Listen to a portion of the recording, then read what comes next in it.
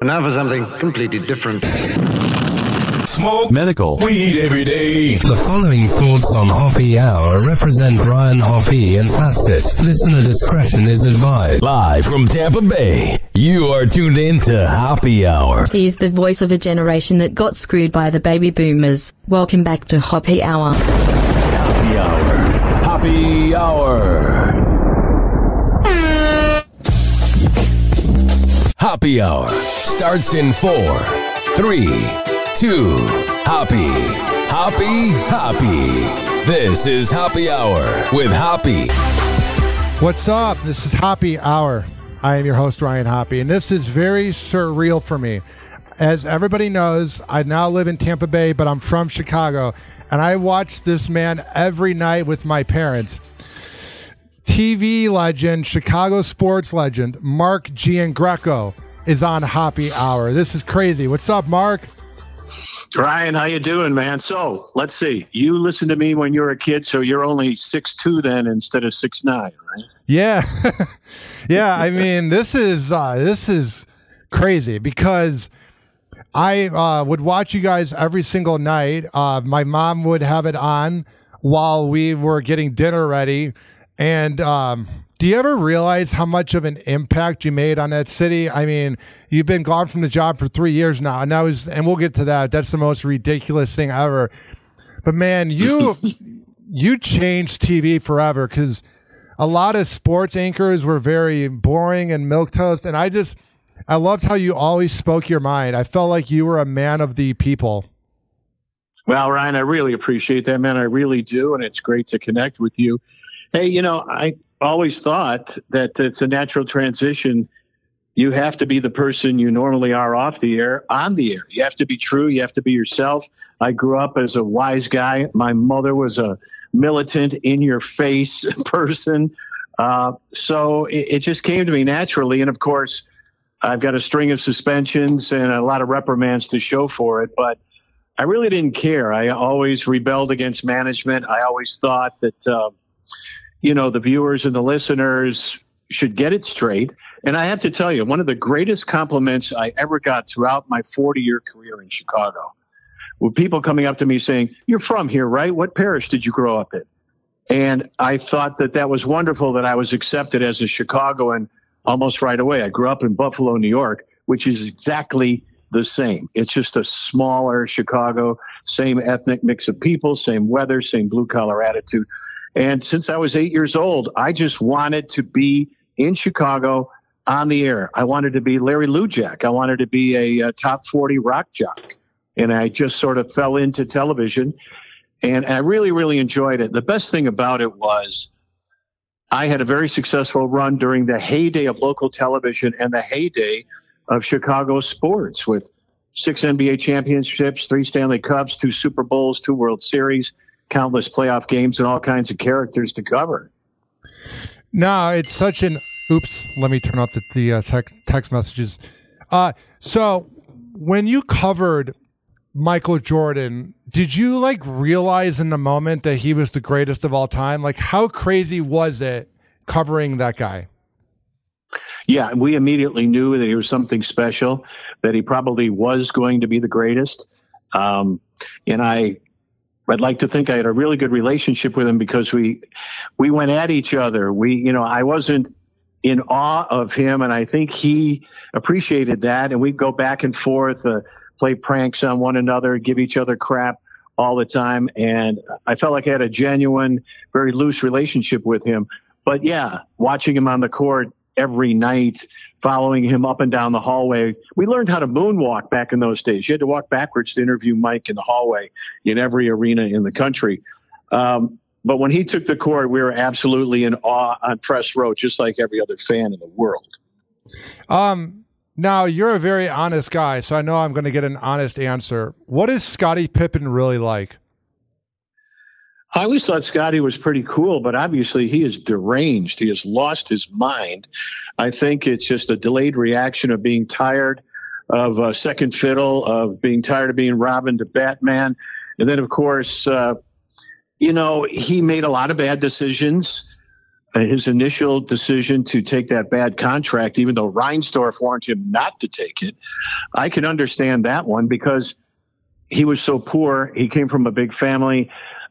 His mother needed a house, and he panicked, and he had to take that deal. And then he was so upset with himself that he just resented everyone else, including Jerry Reinsdorf and the organization. By the way, Reinsdorf is the devil too. I'm not sitting up for him, but then Scotty just kind of went off the deep end with the migraine and refusing to go in a game because he wasn't going to be the focal point when Tony Kukoc hit that big shot.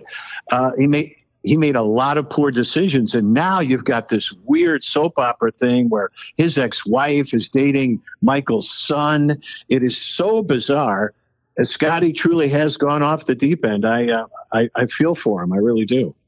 Yeah, you just see him, and he's doing that No Bull tour or whatever, and I'm like, come on, man. It just feels so negative. Like, I don't even think I would want to go to that if I had an opportunity. It's just like, I was very young when the Bulls were playing, but I do have memories of them being on TV. And I want to remember it as like the team that won 6 championships. Like, my dad had all these VHSs, so I've seen all the games. So like, I grew up with it, but I just would never support an event like that because it just feels very negative about something that was so beautiful for Chicago. Yeah, well, you think as a fan that when these guys go to war together for so many years and win so many titles that there is an everlasting bond, but there are also gigantic egos in play.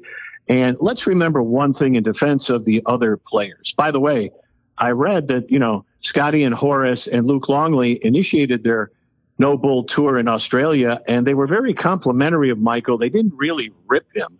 They just told the story from their perspective. And we all have to realize, as great as The Last Dance was, it saved us from the valley of COVID where there was nothing on television as far as sports went. It was produced by Michael. It came from Michael's perspective. He controlled all of the content. And so obviously it was biased. So I welcomed other perspectives. And I lived through that just like every other sports reporter in Chicago got their 2 minutes of fame appearing in at least one of those 10 episodes. And we all lived that for so many years. But I understand that the No Bull tour really wasn't as critical of Jordan as it was hyped up to be.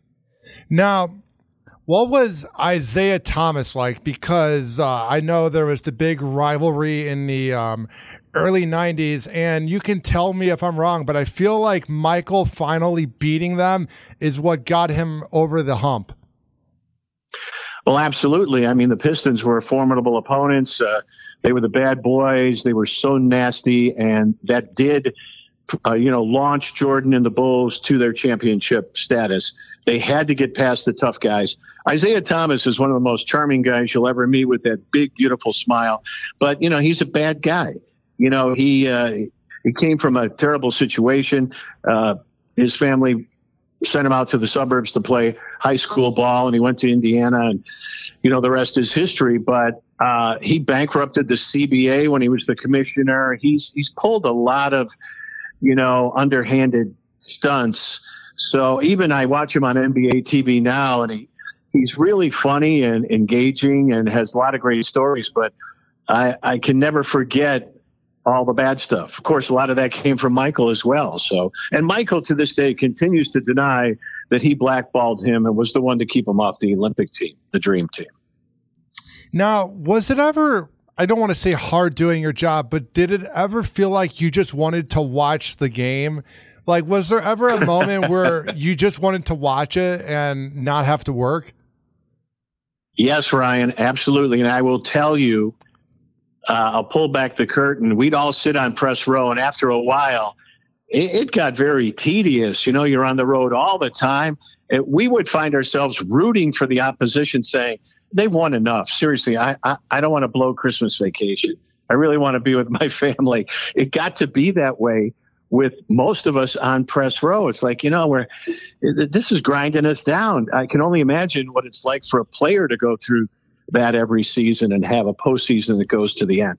But yeah, there's times when you just want a busman's holiday and be able to watch a game without logging every play and wondering what questions you're going to ask in the post game. And, were you going to get positioned in the hallway? And, okay, we've got a live shot to do in 10 minutes. And then you got to write something very quickly on deadline. Sure, it got tiring. But when you kick the competitor's butt and you're sitting around having a beer with your cameraman and your producer, that's the most satisfying part of the job, is when you just grind it out, no sleep, work as hard as you can, never lay back, never be lazy.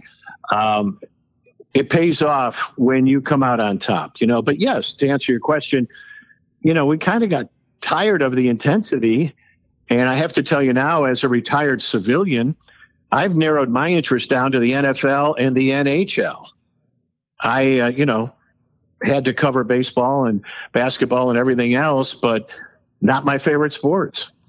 I like the NBA, and I have the NBA package, and I watch it when I can, but it's definitely gone downhill where there's just no defense, and it drives me nuts. Like, you literally have games that are like 150 to 138, and it just feels like I remember in 2005, I went to a Bulls game, and that was the Ben Gordon era in the beginning. It was against the Clippers. I remember it very well. And I remember they had that deal where if 100 points were scored, you would get a free Big Mac or something from McDonald's. And the game ended like 98-92, and all they needed was 2 more points, and I would have got a free Big Mac. And I remember leaving mad because they lost to the Clippers anyway.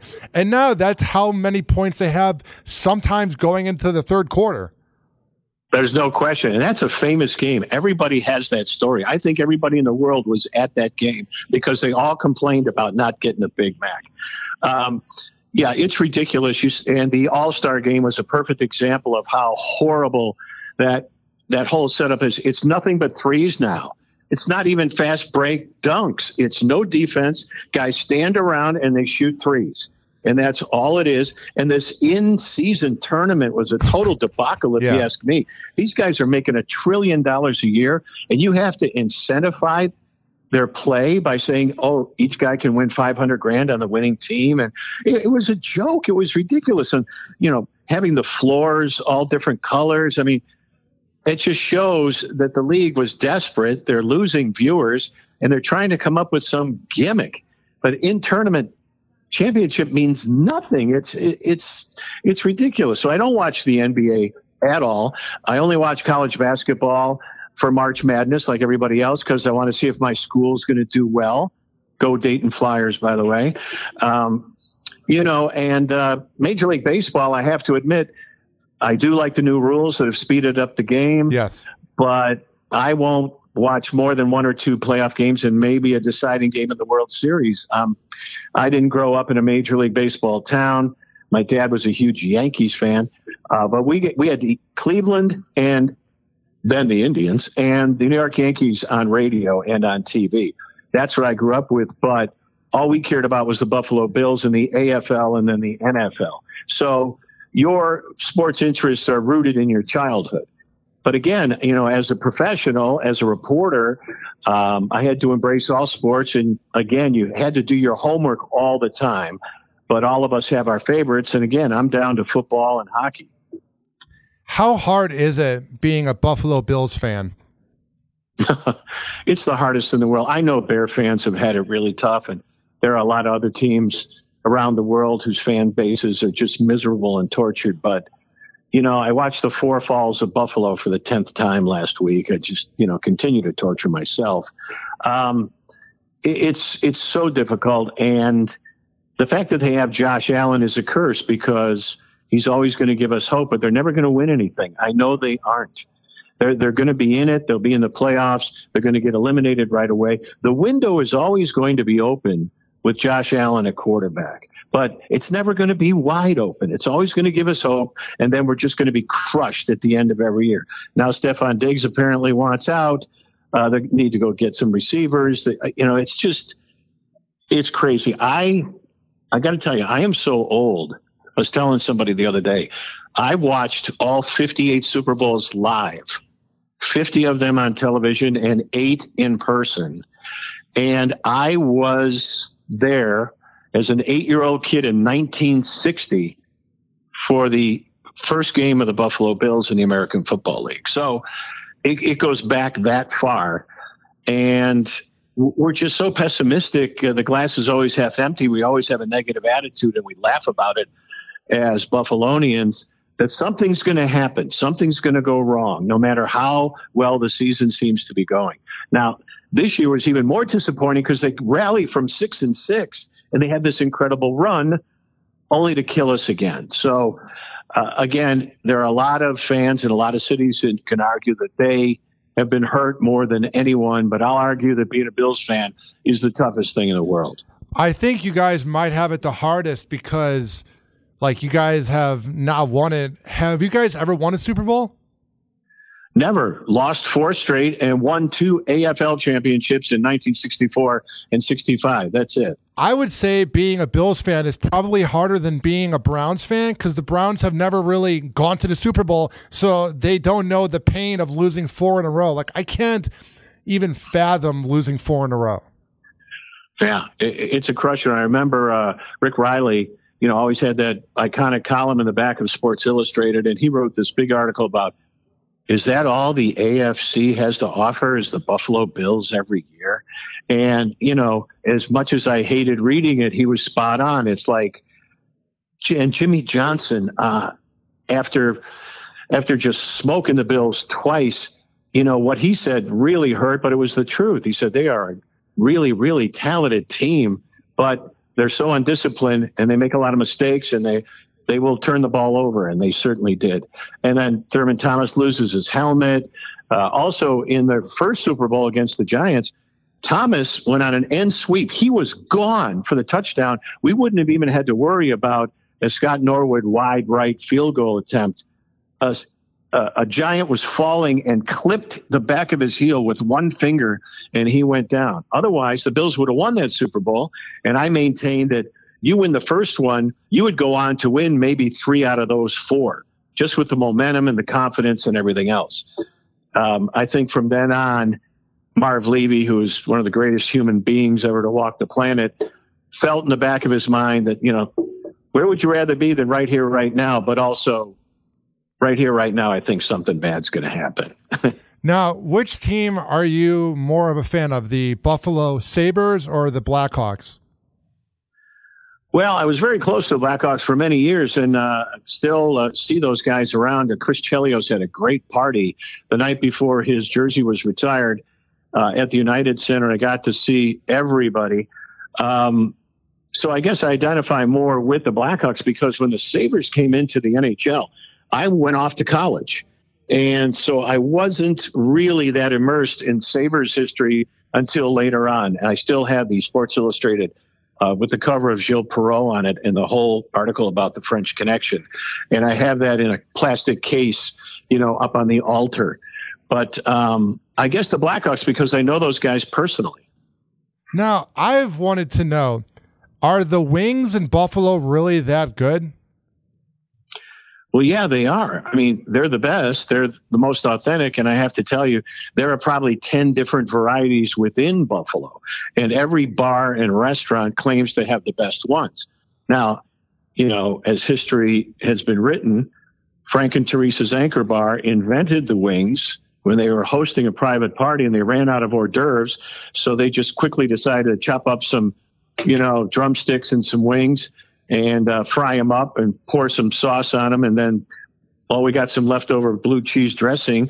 And, we got some celery here. Let's just throw that out. And then there's another restaurant called Duff's, which also claims to have the best. But you can go throughout Buffalo and find all different varieties of wings from all different outlets, and they all claim to be the best. It's just a matter of what your taste is. I grew up going to a bar called Brunner's, and they have charred wings with some special seasoning on them. They're spectacular, but I think I'm a great judge of wings.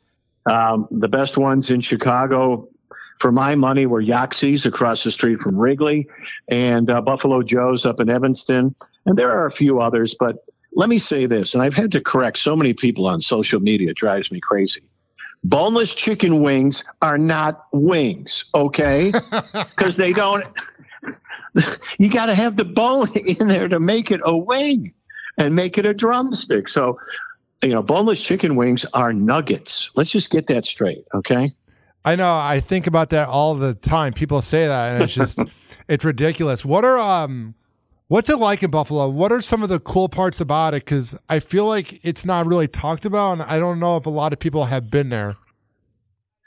Well, when people go there, especially athletes who are traded there, they fight it all the time. Oh, my God, I don't want to go to Buffalo. Please, no. Once they get there, they love it, they embrace it, and many of them stay there after they retire because the fans are so wonderful. The people are great. Of course, I'm biased. But look, we were always known as the capital of the Rust Belt, the armpit of the East. Depressed economic situation, people out of work, infrastructure falling apart, horrible weather. But these are resilient, tough, ethnic, blue-collar people. And they embrace family and friends, and everybody hooks into that vibe as soon as they go there. And again, it is a small Chicago. The joke is Buffalo's not a small town. It's a giant living room. And if you start dating somebody, you better get a blood test because you might be related down the road, either by marriage or by blood. Everybody knows everybody. It's real close-knit. And they finally cleaned up the downtown. They're a huge medical campus city. They're doing a lot of medical research there. So they are known now for hospitals, research centers, and everything else. They used to be a huge banking city. But again, the revival's taken a long time. They took a few steps backwards during COVID, but they're trying hard. It's never going to be a major, cosmopolitan metropolis, but it's a great place to be from. It's a cool hometown that you can brag about. And again, the Bills are everything, and the Sabres even almost sell out every game, and they're terrible. So it's just a classic case of we love where we grew up. We love who we are. And we identify with Cleveland, Detroit, and Chicago. We have nothing to do with New York City, Long Island, or New Jersey. It's a whole different accent. It's a whole different culture. We're exit 50 on the thruway. New York is exit 1. And it's an 8-hour drive across the state. So it might as well be two different states. Seriously, just like Chicagoland and Southern Illinois should be two different states. Now, what was your approach to covering baseball in the Windy City? And for you, how exciting was it when the White Sox won in 2005 and then obviously when the Cubs won in 2016? What was that like for you? Well, I enjoyed both because in 2005, we all loved Ozzie, and Ozzie was so cool, and he was the perfect manager for that great team. And they had enough personalities on that team to carry, every soundbite every night on the 10 o'clock news. But they could all play, and they were all tight. And I remember one classic story. This says everything about our careers. They treated us like cattle. The media, if you weren't the rights holder televising the game, they literally put us in the bullpen in right field in Boston at Fenway during the playoffs, and you're locked in there until the game's over. And I remember Erin Andrews was interviewing Ozzie right after the game. They had won it. And then after she finishes her interview with Ozzie, then they open the gate. It's like a rodeo where they open the gate and we come running out from right field to get to Ozzie and the rest of the players. I hit the gravel right before the dugout, knocked Erin Andrews down. She's wearing white bell bottoms, and Ozzie's standing there looking at me going, what the hell is the matter with you? Seriously. But those were all those great moments. And then, of course, with the Cubs, I love Joe Madden. I identified with Joe Madden. We were kindred spirits from the 60s and 70s. I'd sit with him in the dugout before every game, and all we talked about was music and cars. And he was a big car guy. I'm a huge custom car, muscle car guy. Collect them, work on them. He's got a bunch. And, he was all about the culture of the 60s and 70s. And we just connected immediately. So I loved Joe. I loved everything about him. I loved all his gimmicks, bringing, circus animals to spring training and everything else, all these motivational techniques. And then, he wins a World Series. Yeah. And he should be a god here in Chicago. And he was criticized and run out at the end like, Players are tired of him. They turned him out. They don't listen to him anymore. It's like, how can you do this? And then he opens a restaurant in Wrigleyville, and the thing shuts down due to COVID. And, I just don't think he got his due. I mean, yeah, everybody loved him after he won it, but then it was like, we're done with him. Next. I was really disappointed in that. And then he went back to the Angels organization, and he grew up with them. He was an Angel for 30 some years, coaching at every level. And then that didn't work out at all. And I listened to his podcast, and, I see him doing stuff here and there. He's very much into his wine now. And look, let's go all the way back to Tampa and what he did in Tampa. And Ryan, I have a question for you about Tampa sports. Yeah. I love the Lightning. I love Coop. I love that team. And the Rays, when you look back at their recent history, they win without a stadium, without a ballpark, without any fans, and they continue to win. I think that it's an admirable organization to weather the storm like that, because it seems like every year they're going to move. They have a weird vibe because they don't have the biggest fan base, but the fans that are a fan of the Rays are very diehard. But there's this weird excuse that this area makes that makes me as mad as you can be about something that you covered, if that makes sense. And the thing that makes me so mad is there's a bridge, the Howard Franklin Bridge, and there's other bridges that go from Tampa to St. Pete. And people that live on the Tampa side or the Clearwater side say the drive is too far to go to Tropicana Field, and that's why they have a low attendance at times. And I'm thinking, I sat in traffic. I grew up in Arlington Heights, Illinois, and I sat in 90-minute traffic to 2 hours to go to a Cubs or White Sox game, and you made it happen. Worst. And it's like they go, oh, it's too far for us. I go, how do you think Yankee fans or Red Sox fans do it? It's very weird. Well, that's a problem with having a team in Florida. There's so many other things to do. It's so nice all the time. And people are in laid back mode. A lot of people are retired. Yeah. That's the difference between Northeastern people and, Southern demographics. You have a lot of retirees. It's a much more laid back culture, and they don't really care that much about their sports teams. Whereas in the Northeast, you're working hard every day. You need an escape. You want to connect with a team. You want to be part of a group. It's a natural human instinct to have that tribal thing. You want to wear the gear. That saves you. Where down south and even out west, there are so many other options, and it's a shame. It really is. But going back to what we were talking about, when Joe Maddon was hired to be the Cubs manager, a lot of people weren't aware of the success he had with the Rays because the Rays are never on the radar. I know, and it's weird because their TV ratings, they're in like the top 15 out of 30 teams, so they do pretty well on Sun Sports or Bally Sports, but they just can't get people to attend the game. And then the other problem, people that I worked with are not going to like me saying this, but I don't care. I did sports radio. In this town, this area is not very hard on the Rays because where the Rays broadcast on, I don't want to say they're homers, but they're contrarians, and they try to be positive. And when I worked there, I grew up listening to like Terry Boers and Mike North, and I want to be more edgy in this area. Right. They just have this weird thing where they're almost too positive about the Rays. It's very weird.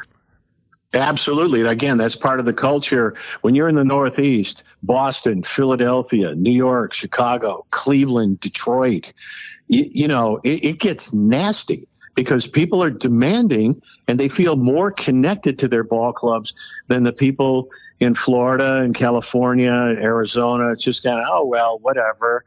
It's absolutely true. A lot of broadcasters now they feel as though they have to suck up because they're employed by the teams. But fans love media people who they can identify with. And, if you want to call yourself a journalist, I was never a journalist. I was just a wise guy who loved to play with TV and radio, and sports was a great thing to cover and pick as a subject. But I think fans really identify with a play-by-play guy or an analyst who they can identify with, who's going to get upset, who's going to rip them.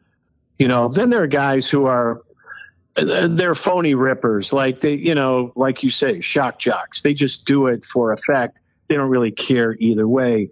They just suck up to the fans by feigning disappointment or anger, So, well, again, this goes back to the first thing I said when we started this interview. You got to be yourself. You got to be true to yourself, and people will know whether you're a phony or not. I swear, I have this weird thing down here where, like, people don't get, because there's like this rivalry between people that are born in Florida and people that move here. And it's hard to explain to Florida because, like, radio and TV is big down here. But, like, what got me into radio and TV is all the shows that were on the radio and watching you. And it's very hard to explain to people in Florida, especially in the 90s and in the 2000s and some of the 2010s, just how big the radio and TV scene was for Chicago. Yeah, and back then, I got into television in 1977. I got out of college in 1974, but I had a full-time job in radio in 1972, my sophomore year. So I worked in the heyday of local television and radio from the 70s, through the late 2000s, and the internet, social media killed local television, and it's killing national television news as well. So, back then we were in the heyday, as I said. In Chicago, we were the movie stars. We were the celebrities. In LA, you had Hollywood, but in Chicago, it's you picked your favorite news team, your favorite anchors, and that's what you went with.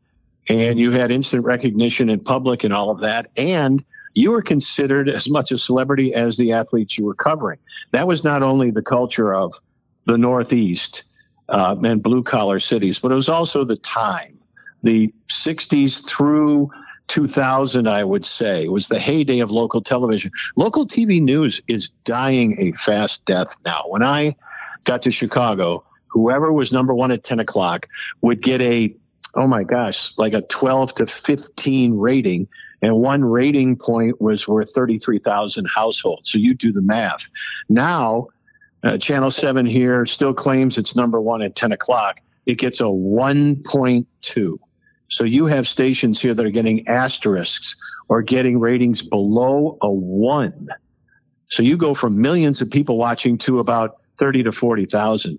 That's where local TV news is now. And local TV sports is almost non-existent. There are many newscasts throughout the country in cities like St. Louis, Kansas City, and so forth, where they drop sports out of their newscasts completely.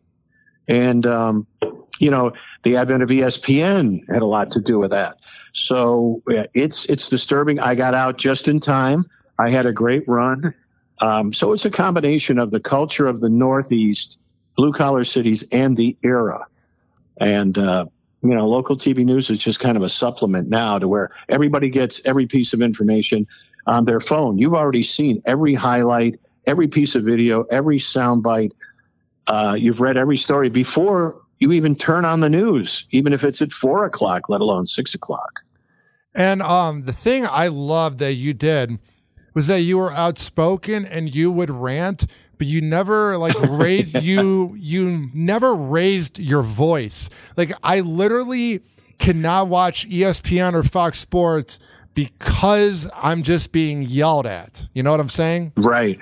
Well, that's all it is now. I mean, there are a couple of guys left on SportsCenter who I still think are pretty good, old school guys, but I detest Stephen A. Smith and Mad Dog Russo and Skip Bayless. And it's so aggravating and disgusting to watch these guys.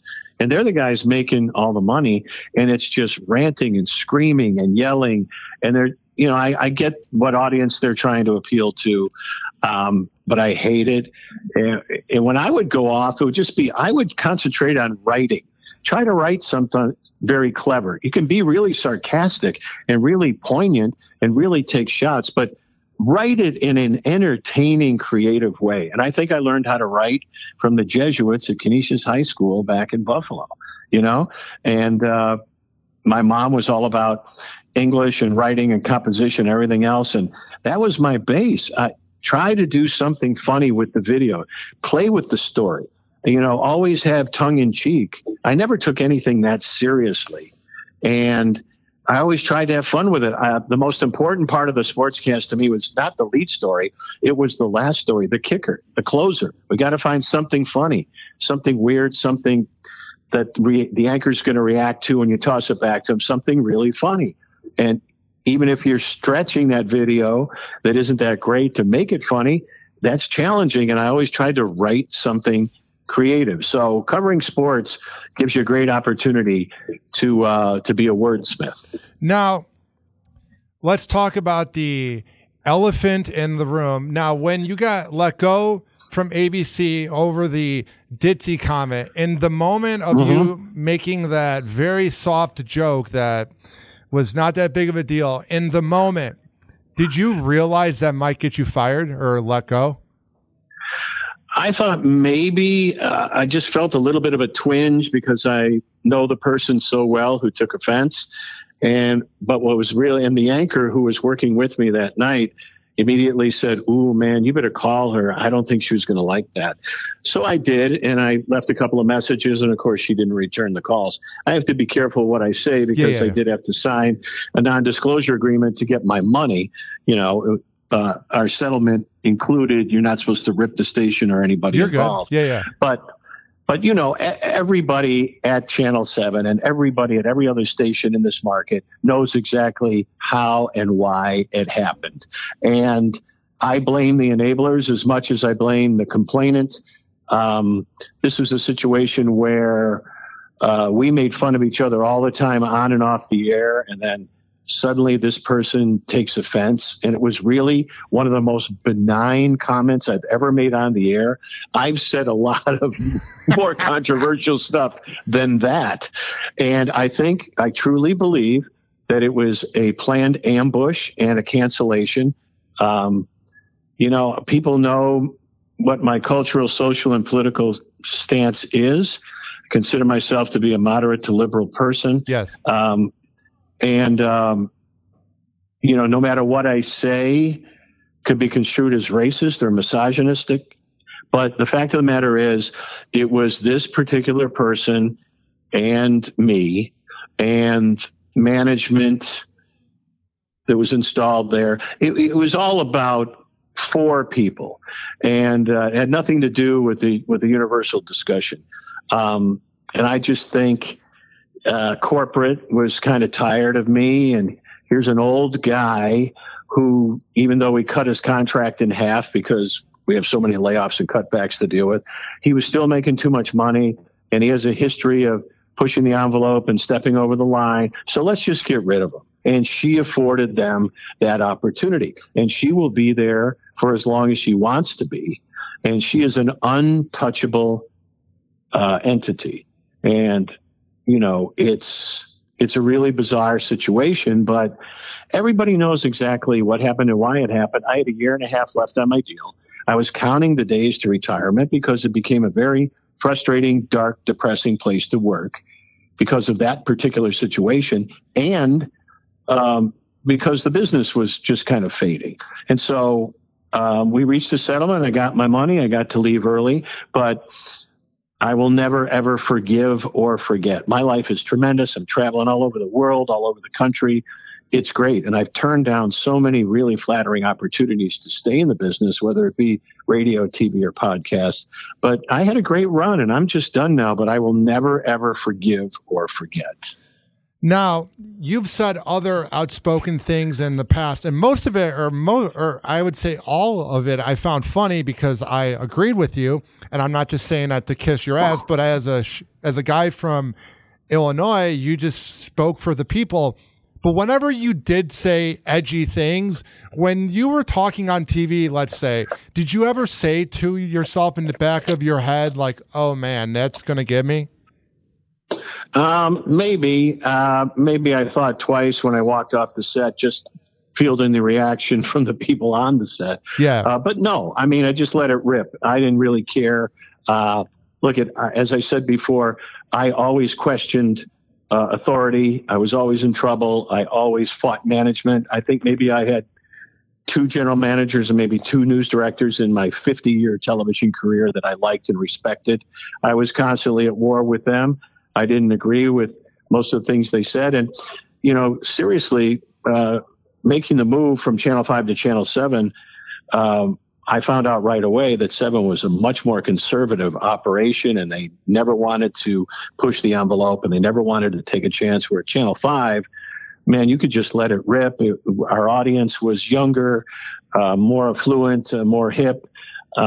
Went to 7. It was a much more conservative operation. So I had to adjust to that, and I kind of spit the bit and fought that all the time. But I think there was only one thing I regret, and I'll regret it for the rest of my life, is what happened with Walter Payton. And it's the worst thing that's ever happened to me as a person and as a sportscaster. When Walter was in hiding for so long and lost all that weight, and when his son Jared announced where he was going to go to college, Walter showed up at the news conference and just looked emaciated. And so I asked Brad Palmer, who was on the scene at the news conference, gosh, what's with Walter? And Walter told Brad, hey, I'm fine. You just tell Mark I overtrained for a marathon. I took too many diuretics.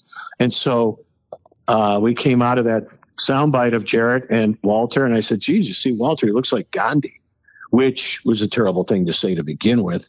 And then, of course, we find out that he has this horrible, untreatable type of cancer. And I tried to call him 10 or 15 times. And then I'm sitting at my desk one night, and the phone rings. I answer it, and it's that little squeaky voice going, hey, you're a hard guy to get a hold of. And it's Walter telling me, and know now that he absolutely knows that he's dying. And he went out of his way to call me and say, I don't blame you. I forgive you because I lied to you. I misled you.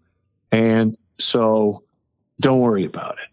But of course, it's something I never should have said anyway. It was pretty harsh, and it was pretty stupid of me to assume that Walter had just overtrained for a marathon. But, I'm one of these guys, shoot, aim, ready, and just fire from the hip all the time. And that really cost me. And people who never liked me or don't like me to this day are quick to point out, oh, yeah, you said this about Walter when he was dying. That'll always be used against me. And I don't care about that part. I just really regret that and wish that I could have taken it back, and I wish it never happened. So that's the one thing about my career that will never sit easy with me. Now, what did you think about the way that Robert Feeder would report the news? Because as a just casual fan, I was very indifferent about it. But being in the media, how was it being covered by him? Well, he was a great, great reporter, and he really researched his stuff and did his homework, and he was relentless. And, he was always kind to me, very good to me, but I couldn't tell him exactly what happened when I was off the air for several weeks into the rating period, for fear that I wasn't going to get my money because we were negotiating my exit. But he was a great, great reporter who was absolutely relentless. And again, the height of his popularity correlates to the height of our popularity. We were all celebrities. People wanted to know the gossip. He was the only guy in town who covered us like we covered athletes, and how people covered Hollywood celebrities. And so we appreciated him. He kept us in the headlines. He kept us in the news, and people want to know what was going on. He's retired now. There's nobody left. Nobody cares about local news. Nobody cares about who's on the air. Nobody cares about, I couldn't tell you who the anchors are at most of the stations in town now. I have no idea who they are. To me, they all look like they just got out of high school. But, that's my perspective. I'm an old guy. But he really made it interesting. There's no one left now. Jeff Agrest at the Sun-Times does some sports media stuff. But people come and go and get hired and fired, and, there are all these layoffs and cutbacks, and then people trying to be innovative with this and that. None of it is reported. Just as Charles Barkley said about the Bulls, local TV news is totally irrelevant. It really is now. Now, as a Bears fan, I despise Jay. I don't even want to say his last name. I despise him with all my heart because I feel like it was a waste of an opportunity. And I'm honestly kind of jealous of your generation because I wasn't alive for the 85 Bears, and the first year I watched the NFL was when the Bears went to the Super Bowl. So I thought that's how it was going to be every year. But right. What did you think about Jay? Because I can't stand him. I'm assuming you're talking about Mariotti, right? No, Jay Cutler. Oh, I thought you were talking about Jay Mariotti, who's the most despicable human being on earth, who was Skip Bayless before Skip Bayless. Jay Cutler, I have to tell you, he did the quarterback show on ESPN Radio with Waddle and Sylvie. And that actually, I think, helped him with fans because he showed some wit and some creativity, and he was kind of funny, and he was laid back. But for the most part, he is the epitome of an arrogant, spoiled frat boy prick. Really, he just didn't care about his teammates, didn't even want to know their name.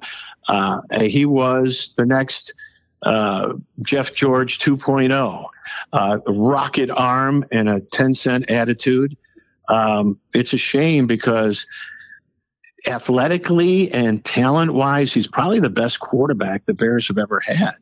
But he was just a bad guy. And then that reality show with his wife, who he eventually divorced, that just showed how much of a really selfish turd he really is. And now, I see now that he's doing a lot of media stuff now, and he seems much more likable. I mean, look at Ryan Leaf has carved out a nice media career, and he's great to listen to, and he's very smart and has a lot of insights.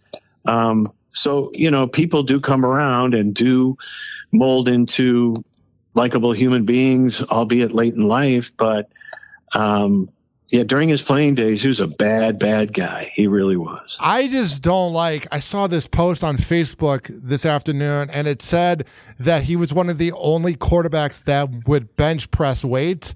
And the post was kind of like applauding him for doing that. I think it was at the combine or something. And I shared it and I said, how many playoff wins did he have and how many Super Bowls did we win? There's this weird thing. I think it's because the Bears are bad now that people, it's like romanticizing an ex-girlfriend or ex-wife. People are romanticizing Jay. And I go, the guy couldn't do anything. Even in 2010, 2011, he could have won that game that would have taken the Packers out of the Super Bowl. I'll never forget it. I was watching the game at my uncle's house, who's a diehard Bears fan, and he just throws that interception. I think it might have been to Charles Woodson. He was such a waste. Well, you know, again, a great talent, but he was a jerk and he didn't care. I probably didn't even care that he threw the pick. Football just made him money, and it was just kind of an thing. But it's funny how he's morphed into this credible analyst now. Revisionist history is just something in sports. It's always going to be there. And again, I don't think you can ever compare eras. You see all these little things on Twitter and Facebook and Instagram, all these trolls with these trigger questions. Who was the greatest, blah, blah, blah. You can't compare eras. You cannot compare eras in any sport. And it's just for the sake of argument and people screaming and yelling at each other. It's so intense about it. So, God, just so dramatic and so immersed. And it's just like, geez, let it go, man. Honest to God. Like today, you know, there's a thing. Who was the greatest athlete ever to wear number 7? So I said Mickey Mantle. And then I have this guy coming back at me like, they said athlete. Baseball players weren't athletes. It was John Elway.